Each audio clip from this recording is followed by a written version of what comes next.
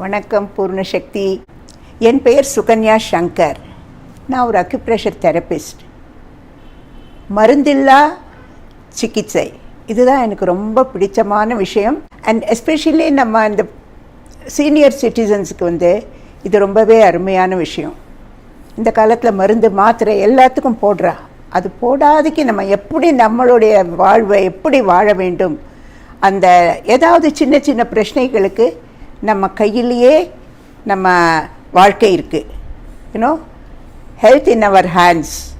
இயற்கையாகவே பகவான் நம்மளுக்கு நம்ம பாடிக்குள்ளேயே ஒரு கடிகாரம் வச்சுருக்காரு. பிரம்ம முகூர்த்தத்தில் எழுந்திருந்தா ஒரு 1 வீக், ஒரு வாரம் நீங்கள் ஒரு 4:30 மணி 5 மணி 5:30 மணிக்கு எழுந்துட்டு பாருங்கோ. அந்த ஒரு வாரம் 10 நாள் கழித்து உங்களுக்கு எல்லாமே வேண்டாம். ஏன்னா உங்கள் பாடியை எழுப்பி விட்டுடும் உங்களை.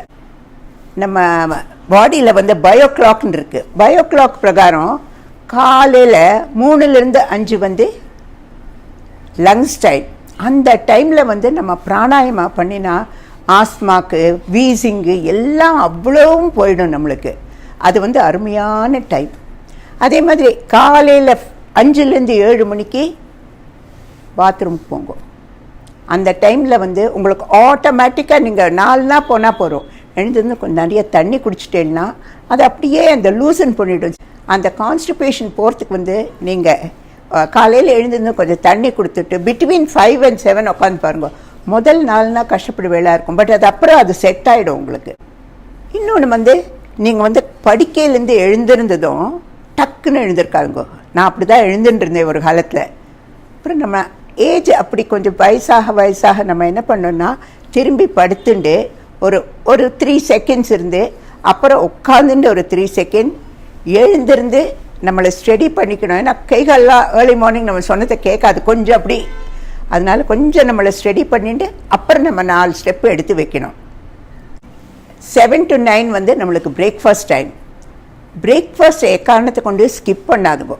நீங்கள் கஞ்சி சாப்பிட்டாலும் சரி, பழம் சாப்பிட்டாலும் சரி, என்ன சாப்பிட வேணும் நீங்கள் அதை அந்த 7 to 9 முயற்சி எடுத்துட்டு பண்ண பாருங்கோ. இந்த மாதிரி ஒரு சிஸ்டம் பண்ணிட்டேன்னா உங்கள் பாடி ஹாப்பியாக நீங்கள் சொன்னதையெல்லாம் கேட்டுட்டு ஜாலியாக இருக்கலாம். நம்ம இப்போ நம்ம அக்யூப்ரெஷர் பாயிண்ட்ஸ்க்கு வரலாம். நான் இந்த மாதிரி பென்னோ பென்சிலோ ஏதாவது எடுத்துட்டு டெய்லி இப்படி பண்ணலாம். நீங்கள் இது என்ன ஆகும்னா நம்ம இங்கே இருக்கிற அக்யூப்ரெஷர் பாயிண்ட்ஸ் எல்லாம் ஸ்டிமுலேட் ஆகும். இது பண்ணலாம். மெயினாக இன்னொன்று நம்மளுக்கு கைகாலெல்லாம் நன்னா இருக்கிறதுக்கு, நடக்கிறதுக்கு, பேலன்ஸ் பண்ணுறதுக்கு, அதுக்கு இந்த எல்லா விரலுடைய நெயில் பேஸோட ஈதர் சைடு, இந்த 2 சைடும் very good points are there. அதை 2யும் நீங்கள் இப்படி வச்சுட்டு இப்படி ஒரு 21 டைம்ஸ் பண்ணினா நல்லது. நீங்கள் டிவி பார்க்குறதையும் பண்ணலாம், இல்லை காத்தாலும் எழுந்திருந்து பண்ணலாம். உங்களுக்கு எப்போ டைம் இருக்கோ அப்போ அப்படி 10 விரல்களையும் நெயில் பேஸோட 2 சைடும் பண்ணிட்டு வாங்கோ.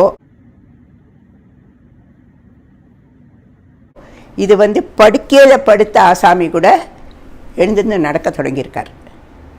அவ்வளோ சிறப்பானது இருக்குப்பா நம்மள்கிட்ட. நம்ம அந்த ப்ரெஷர் பாயிண்ட்ஸ் மருந்து மாத்திரை இல்லாத எப்படி வாழ முடியும்னா அவ்வளோ ஹாப்பியாக இருக்கலாம். இதை நம்ம 4 பேர்கிட்ட நான் எப்படி பகிர்றதுன்னு ரொம்ப கஷ்டப்பட்டு இருந்தேன். ஏன்னா எல்லாருக்குமே இதில் இன்ட்ரெஸ்ட் இல்லை.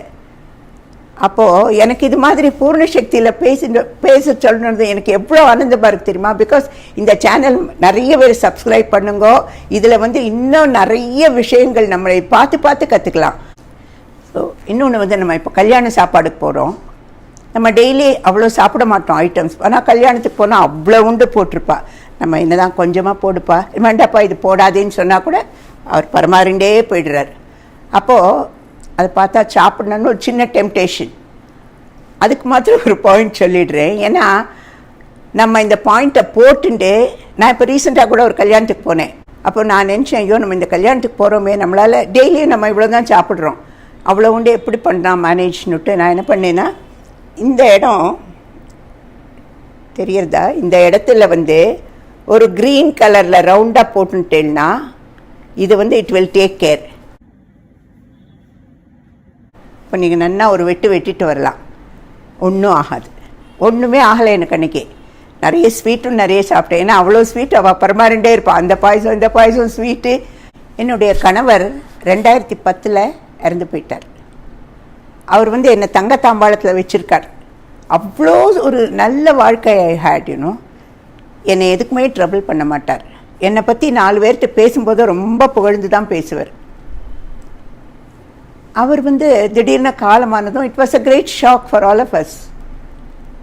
ஆனால் பிறந்தால் இறக்கத்தானே வேணும். இப்போ நம்ம என்ன பண்ணோம்னா நம்மளே பிஸியாக வச்சுக்கணும். நம்மளுக்கு டைம் அதோட சிந்தனை பண்ணுறதுக்கே இருக்கக்கூடாது. இப்போ என்னோட கேஸில் எனக்கு பேரன் பேத்தி இருந்தா, அப்போது எனக்கு டைமே இருக்காது. அவளை அந்த கிளாஸுக்கு கூட்டிகிட்டு போகிறது, இந்த கிளாஸுக்கு. ஸோ அந்த கிளாஸுக்கு போகிறது அங்கே இருக்கிற பேரண்ட்ஸோடு நான் இன்ட்ராக்ட் பண்ணுவேன். அந்த குழந்தைகளுக்கு ஏதாவது வேணும்னா ஹெல்ப் பண்ணுவேன். இப்போ நம்ம 4 பேருக்கு எவ்வளோக்கு எவ்வளோ ஹெல்ப் பண்ணுறோம் பாருங்கோ, அவ்வளோக்கு அவ்வளோ நம்மளுக்கு ஆனந்தம் வரும். அப்போ நம்மளுக்கு இந்த சிந்தனையே வராது. ஒன்றுலே நீங்கள் டியூஷன் சொல்லிக் கொடுக்கலாம், நீங்கள் குவாலிஃபைடாக இருந்தால் ஹையர் கிளாஸஸ் சொல்லிக் கொடுக்கலாம், இல்லை பாட்டு தெரிஞ்சால் 4 பேருக்கு பாட்டு சொல்லிக் கொடுங்கோ, ஃப்ரீயாக சொல்லிக் கொடுங்கோ, இல்லை பைசாக்கு சொல்லிக் கொடுங்கோ. நீங்கள் எப்படி பண்ணாலும் அது 4 பேருக்கு போய் சேர்றது. அப்போ என்ன ஆகுதுன்னா உங்கள் மைண்டை அடுத்த கிளாஸ்க்கு நம்ம ப்ரிப்பேர் பண்ணோம், இந்த பாட்டு சொல்லி கொடுத்தாச்சு, அடுத்தது என்ன பாட்டு சொல்லி கொடுக்கறது, இல்லை சும்மா டான்ஸு, உங்களுக்கு எது பிடிச்சதோ, இல்லை சமையலே எவ்வளோ உண்டு. அப்போ என்ன ஆகுதுன்னா இந்த மெயினாக ஆனந்தத்தை பரவுறது தான் நம்மளோட வேலை. கட்டாயமா நிறைய பேர் கூட ஷேர் பண்ணுங்க அண்ட் சப்ஸ்கிரைப் பண்ணுங்க. அப்பதான் பூர்ண சக்தி வீடியோஸை மிஸ் பண்ணாம பார்க்க முடியும்.